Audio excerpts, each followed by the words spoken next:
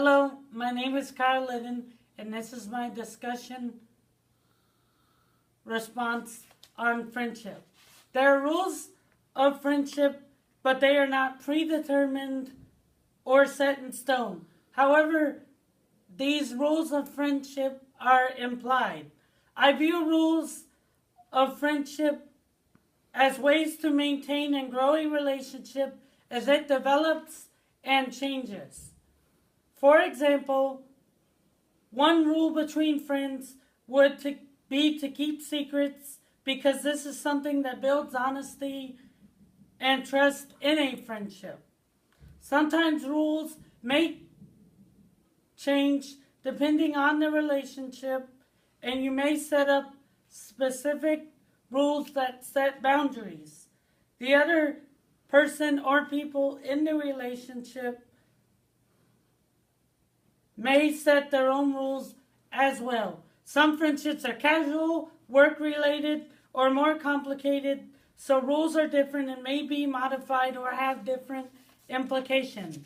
Learning how to establish and apply rules is something that starts young. I didn't know how to do this as a child, but learned as I grew and experienced new friendships that grew and lasted. And some that changed and dissipated for different reasons. It is not something that comes with a manual or is laid out for you to as a guide. These are things that you have to do on your own. In order to be trusted, you have to be trustworthy. For example, some of the biggest costs associated with maintaining friendships are time, money, and attention.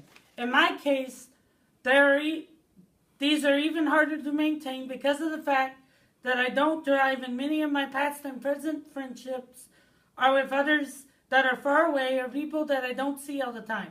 Social media helps to bridge the gap of distance, but I am not one that likes to spend time on the phone because that distracts me and takes time. I know I need to do this in order to maintain friendships, but it takes up time, and I don't do this as often as needed. It distracts from other obligations and things I have to do in my busy life. I had a friendship in high school with an acquaintance that I hung out at school with named Andy. It took a lot of attention and time to keep up with this friendship as he was demanding and the friendship was complicated. He wanted to spend time with me when it was convenient for him, and if his closest circle of friends were around, he didn't want to talk to me. He didn't involve me in these conversations, and I was only able to interact with him and his friends when I interjected myself into these conversations. When I graduated and began at Valencia, he was there as well, but I avoided him because the cost of maintaining the friendship exceeded the rewards that I got from it. I had to use all my strengths and time in order to maintain the friendship, and he was not interested in doing this. There were not any rewards to remaining friends, so we parted ways. This concludes my discussion on friendship.